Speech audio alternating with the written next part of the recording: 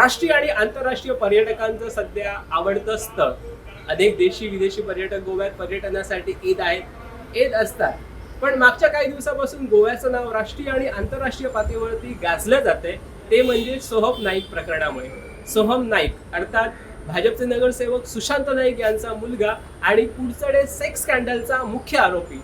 याच सोहम नाईक अवघं वयवर्ष 22, वडिलांची अफाट पैसा, अफाट श्रीमंती आणि लक्झरी कार, आणि या लक्झरी गाड्यांच्या आणि ऐश आरामाच्या जीवावरती त्याने तब्बल 1 नाही 2 नाही तर 25 ते 30 मुलींचं लैंगिक शोषण केलंय.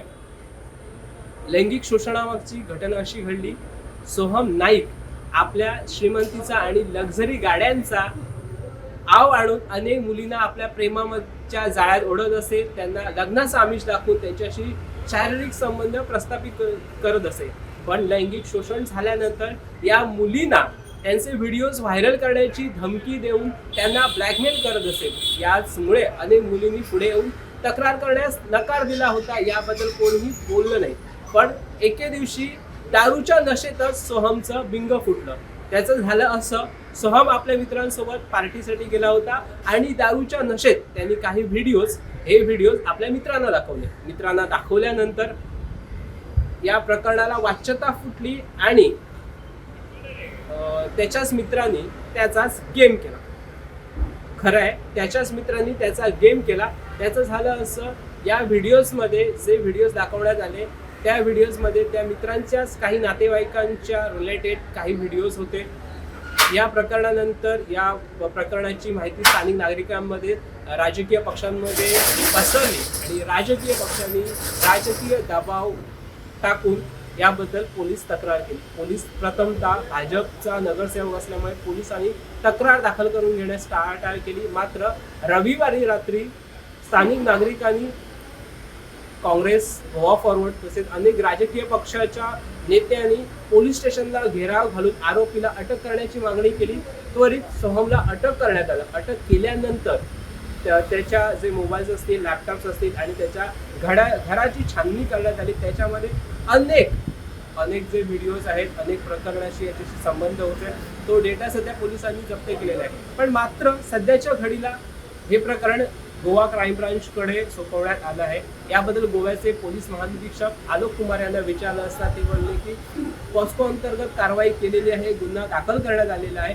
पण यामध्ये पीडितांची ओळख बाहेर होऊ नये किंवा पीडितांना कोणताही त्रास होऊ नये यासाठी हे प्रकरण क्राईम ब्रांचकडे सुपूर्द करण्यात आले आहे. कारण ज्यावेळी पोलीस जर या प्रकरणाचा तपास जर स्थानिक पोलिसांनी केला असता तर ते पीडित पोलीस स्टेशनला पोहोचले असते आणि त्यांची ओळख झाली असती. पण या प्रकरणाची सेन्सिटिव्हिटी जाणून या प्रकरणाचा तपास चांगल्या मार्गाने व्हावा आणि योग्य तो तपास घडण्यासाठी हे प्रकरण सध्या क्राईम ब्रांचकडे देण्यात आले आहे. इसके अंदर में इन्वेस्टिगेशन चल रही है मजबूती से, और इसमें अगर कोई मेजर ऐसा डेवलपमेंट होगा तो आपको बताया जाएगा. मैं केवल ये श्योर करना चाह रहा हूँ कि इम्प्लीमेंटेशन बिल्कुल फेयर और कम किया जा रहा है गोवा पुलिस के द्वारा.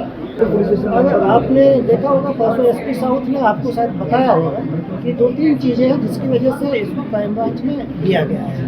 नंबर 1, क्योंकि जो ये सेंसिटिव मामला है और काफ़ी इसमें इन्वेस्टिगेशन की आवश्यकता होगी.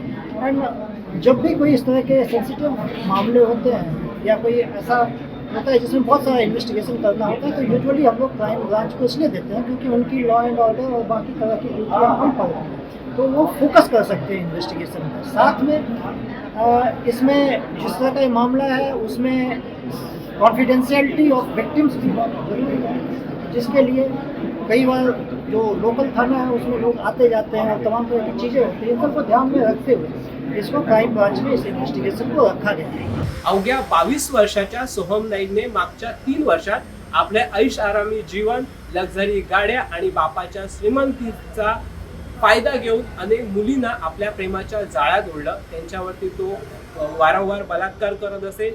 आता सध्यापर्यंत 3 पीडितांनी पुढे येऊन आपली तक्रार दाखल केलेली आहे आणि या तक्रारीत असं म्हटलंय की सोहम मागच्या 2 ते 3 वर्षापासून आपल्याला लग्नाचं आमिष दाखवून आपल्यावरती वारंवार शारीरिक संबंध प्रस्थापित करण्याचा प्रयत्न करत असेल.